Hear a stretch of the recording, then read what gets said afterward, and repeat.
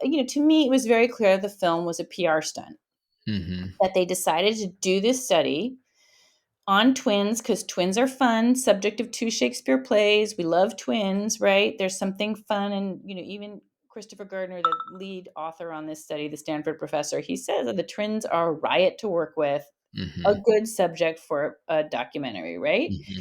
And but I know Christopher Gardner, who's done quite a few clinical trials in the past, and he knows too that only longer term studies his first trial was 2 years. And he knows that that's the only way you can get meaningful data about diet. This vegan twin study was 2 months long, Mm-hmm. which is kind of it's not really a credible length of time. It was maybe the shortest amount of time they could get away with, but it's very clear from the outset he has a strong agenda, and which we can discuss. Yeah. And aside from just himself being personally vegan and being funded by Beyond Meat, and this was clearly, the whole study was designed as a PR event. I I think that I wonder. can say without, without getting sued, I think there's a lot of evidence to support that statement. That's right. Yeah, like there's a part of me who that wants to make sure the world has documentaries, and then there's a part of me that realizes that there's so much harm.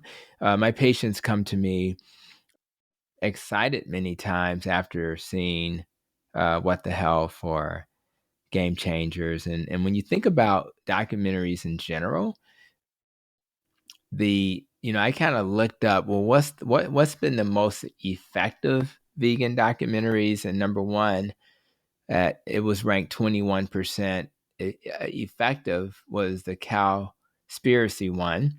Number two was Earthlings at 17%. What the Health was 12%. Game Changers 10%. And then of course 10% you for had what? others.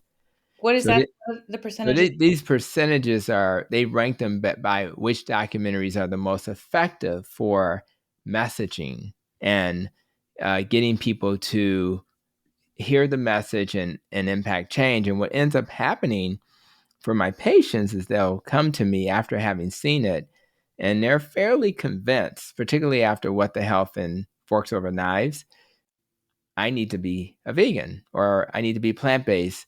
And we can kind of dissect through some of the things that are not true. I remember having Diana Rogers on, and we talked about, are the cow burps really impacting the environment as much as other things? So part of me wants to have documentaries, but I see so much harm, and so how do we balance that? I know bias is going to be there.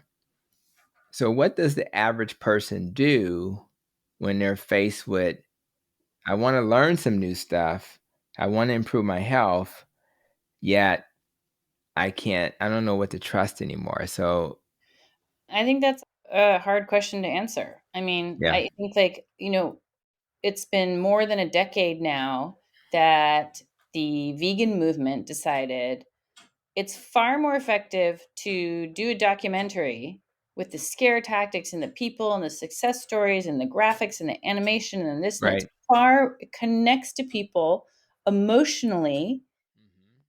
powerfully, and that is far more effective than fact sheets or booklets or whatever else they can put out.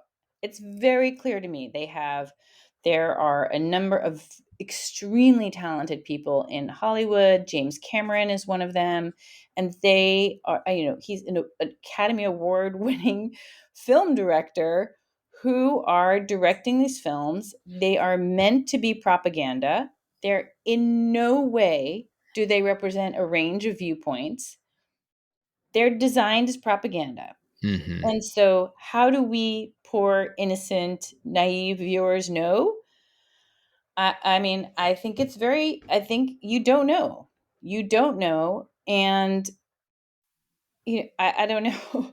I mean, everybody in this field has to, you learn to be very skeptical Yeah. of everything that you see. And I can't give you a very, I don't know what the answer is. I mean, I know there are documentaries kind of on our side too, promoting the low carb diet, Hmm. telling our story, That's right. talking about the information as we see it. I do not think those films, which include a really excellent one called Fat Fiction, another one Hmm. called The Magic Pill, Yeah. were great films. I do not see them using the same scare tactics and Hmm. manipulation there's a lot of tactics and manipulation that are used in these other films. Just to give Yeah. you an example, like in What the Health, they pretend they're kind of journalists going to figure things out, but they're not. I mean, they're play acting. Right. That's dishonest. That's And very dishonest.